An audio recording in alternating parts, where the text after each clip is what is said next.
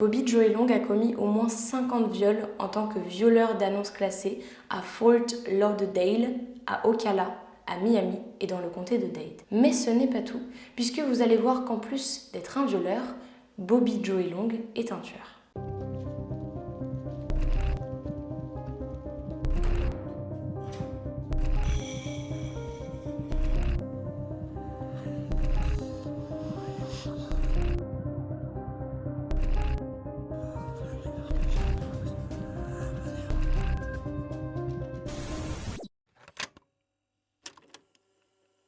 Bobby Joe Long naît le 14 octobre 1953 à Kenova. C'est situé en Virginie-Occidentale aux États-Unis, mais il va passer la majeure partie de son enfance à Miami, en Floride, avec sa mère Louetta Long. Son père, Joe Long, on ne sait pas où il est. On sait juste que son père s'appelle Joe Long, mais étant donné qu'il a passé la plupart de son enfance et même son adolescence et toute sa vie, le début de sa vie avec sa mère, on suppose que son père il est soit parti, soit je sais pas en fait. Long est né avec un chromosome X supplémentaire, qu'on appelle le chromosome 47. Donc il avait XXY au lieu de XY. C'est une variante spécifique du syndrome de Klinefelter. Ce syndrome entraîne une production excessive d'œstrogènes et très vite Long va développer des seins, ce qui va lui valoir des moqueries de ses camarades. À l'adolescence, il décide de réaliser une chirurgie de réduction mammaire. Long a eu quelques blessures à la tête lorsqu'il était enfant, notamment une assez grosse. Il avait 5 ans, il est tombé d'une balançoire. Mais j'en sais pas plus. Est-ce que après ça a fait une commotion cérébrale et ça l'a perturbé pour le restant de sa vie? Peut-être. Concernant la relation que Long entretenait avec sa mère, c'était une relation assez étrange. Déjà, jusqu'à l'âge de 13 ans, il a dormi avec elle dans son lit. Sa mère était barmaid et tous les soirs ou presque, elle ramenait des hommes différents à la maison. Elle ne cherchait absolument pas de relations sérieuses avec eux, donc ce n'était que des relations à court terme, ce qui a dû fortement perturber l'adolescent. Long est très vite entré dans l'armée et dans l'armée, il s'est blessé. On ne sait pas exactement ce qu'il a eu, mais il a dû avoir une blessure assez importante puisqu'il a fait un séjour à l'hôpital. Pendant ce séjour à l'hôpital, il a des accès de violence imprévisibles et il développe une obsession pour le sexe. Même avec un plâtre, Long parvient à se masturber 5 fois par jour. Et cette compulsion lui vaudra l'appellation de sadique sexuel par les psychiatres un petit peu plus tard. Finalement, en 1974, Long arrive à peu près à se ranger, enfin, du moins c'est ce qu'on pense, puisqu'il épouse sa petite amie du lycée, Cindy Bartlett, avec qui il aura 2 enfants. Cependant, ces explosions de violence n'ont pas cessé, loin de là. Un jour, il étrangle sa femme jusqu'à ce qu'elle perde connaissance et il lui cogne la tête contre une télé. Elle dira « Quand j'ai repris connaissance, j'étais sur le canapé. Bien sûr, il était là en train de pleurer. Je ne le referai plus jamais. Je suis vraiment désolée. » Ensuite, les mots suivants ont été « Si tu leur dis ce qu'il s'est réellement passé, je te tuerai quand tu rentreras à la maison. » En 1980, Cindy part de la maison, elle demande le divorce et elle emmène les enfants avec elle. De son côté, Long emménage chez une amie, Sharon Richards, qui l'accusera plus tard de viol, de coups et de blessures. Mais les charges ont été très vite abandonnées. Le désir sexuel de Long ne fait qu'empirer et pour satisfaire ce besoin, il a une technique bien à lui. Il parcourt les petites annonces à vendre sur des sites comme le Penny Saver et d'autres sites. Ensuite, il se rend au domicile de la personne en question. Si c'est une femme et qu'elle est seule, il la viole. Souvent, il les menace avec un couteau, il les attache et il les cambriole après les avoir violés. Entre 1980 et 1984, ce sont des dizaines de viols que Long a commis et certaines estimations parlent même d'une 50aine de viols. Par exemple, un jour, il se rend chez quelqu'un. C'est une femme. Il lui demande s'il peut utiliser les toilettes. Lorsqu'il est dans les toilettes, il sort ce qu'il appelle son kit de viol, puis il la viole, il la vole et il s'en va comme si de rien n'était. En 1981, toutes ces histoires de viol commencent à faire beaucoup de bruit. Long, il est inculpé, il est jugé, il est reconnu coupable de viol. Cependant, le procès n'aura jamais lieu puisqu'il fait appel et il est acquitté. Improbable, alors que visiblement ils avaient toutes les preuves. En 1983, il est accusé d'avoir écrit une lettre à caractère sexuel et d'avoir envoyé des photos de lui à une fillette de 12 ans.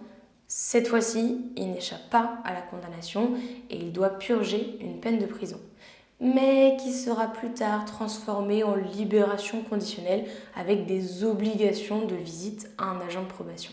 Ensuite, en 1983, il déménage dans la région de Tampa Bay. Ce qu'il aime bien faire, c'est se déplacer à bord de sa Dodge Magnum marron de 1978. Et là où il aime bien aller, c'est sur la Nebraska Avenue. Pourquoi la Nebraska Avenue? Tout simplement puisqu'il y a beaucoup de bars, de clubs, et que ces bars et ces clubs sont fréquentés par des travailleuses du sexe. Il ne se contente plus seulement de regarder les petites annonces. Maintenant, pour lui, violer, ce n'est pas suffisant, il veut passer à l'étape supérieure, il veut tuer. Cependant, lorsqu'il répond aux petites annonces, il est hors de question pour lui de tuer les femmes en question. Donc, c'est pour ça qu'il commence à fréquenter les endroits où il y a des prostituées, car elle se dit que ce sont des cibles beaucoup plus vulnérables et que s'il les tue, peut-être que personne ne se souciera d'elle et que donc on ne pourra pas l'attraper. Après avoir violé ces femmes, il les emmène dans un endroit rural complètement désert, il les jette au bord d'une route ou alors il les traîne dans la forêt. La plupart de ces victimes ont été étranglées, bien que certaines ont été matraquées et une a été tuée par balle. Et en général, il les déshabillait et il les positionnait dans des positions assez grotesques. Le 27 mars 1984, alors que Long est en probation, il passe à l'action pour la première fois. Il enlève, il viole et il étrangle Artis Ann Wick, une jeune femme âgée de 20 ans. Son corps ne sera retrouvé que 8 mois plus tard, le 22 novembre 1984, dans une zone rurale. Les 8 mois suivants, Long enlève, viole et tue au moins 10 femmes dans les 3 comtés de la région de Tampa Bay, Hillsborough, Pasco et Pinellas. L'enquête est confiée au bureau du shérif du comté de Hillsborough, au FBI, au département de police de Tampa, au bureau du shérif du comté de Pasco et au Florida Department of Law Enforcement. Rien que ça. Ce qui est assez compliqué dans cette enquête, c'est que la plupart des corps des victimes ont été retrouvés longtemps après le meurtre. Donc, les corps des femmes étaient déjà dans un état de décomposition avancé. Difficile de relever des preuves. Comme je vous l'ai dit, Long n'était pas bête. Il ciblait des femmes vulnérables qui marchaient seules.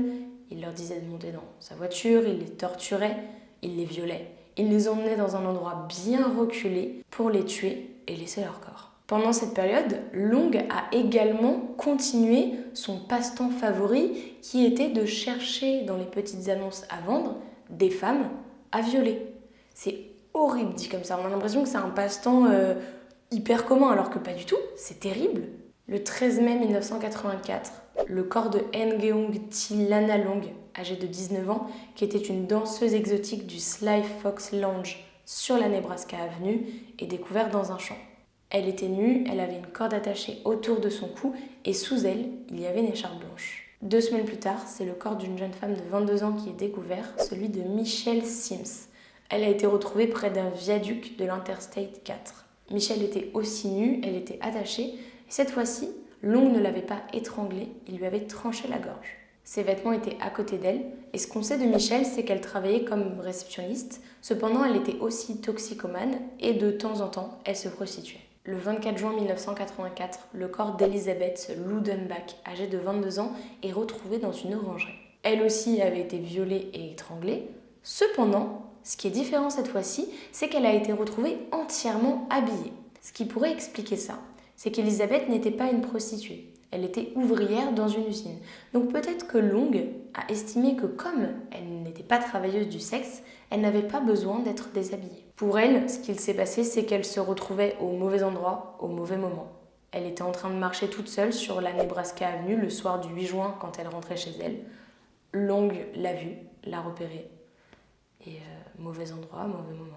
L'analyse médico-légale que les enquêteurs font confirme que les meurtres sont liés.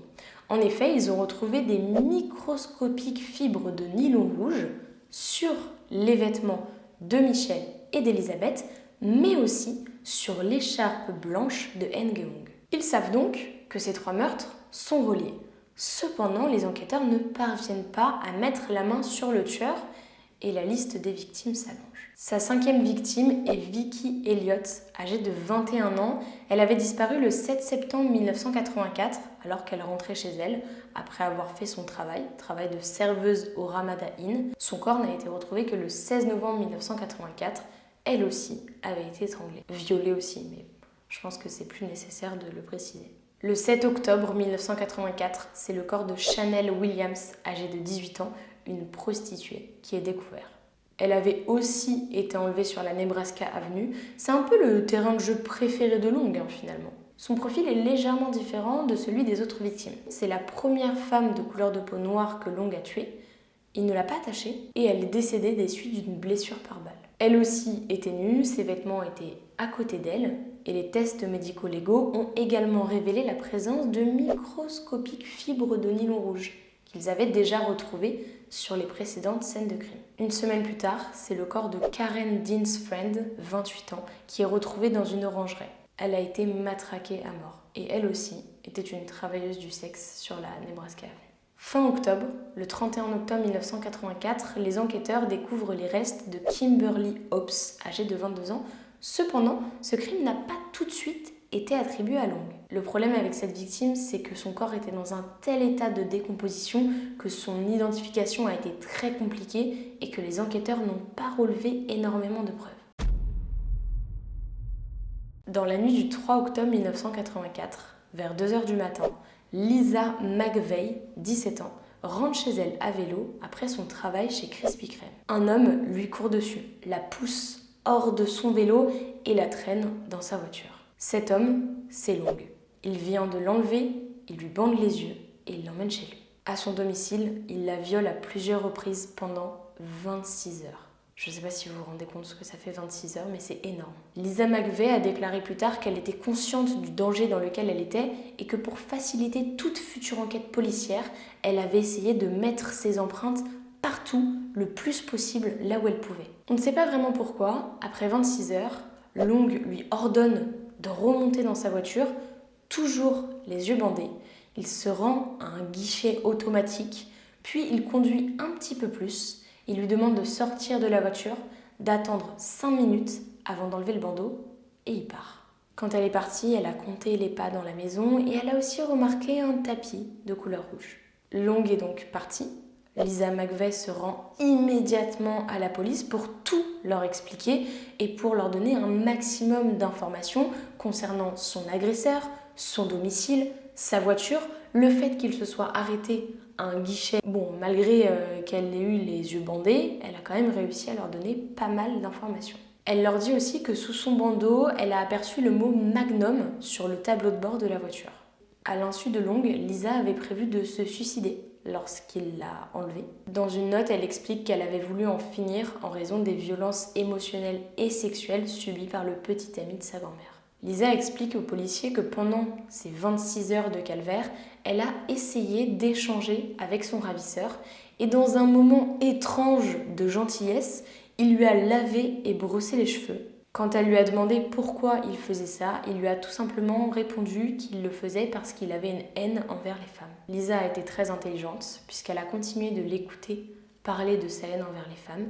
Elle lui a montré une certaine sympathie et c'est certainement grâce à ça qu'elle a été sauvée. Elle lui a même proposé de devenir sa petite amie s'il voulait vraiment avoir une petite amie. Ensuite, elle lui a parlé du fait qu'elle s'occupait de son père qui était malade. Ce qui était complètement faux, mais cette tentative de connexion, cette preuve de sympathie, ça lui a très certainement sauvé la vie. Lisa a même déclaré plus tard « Je dirais merci de m'avoir choisie et non une autre fille de 17 ans.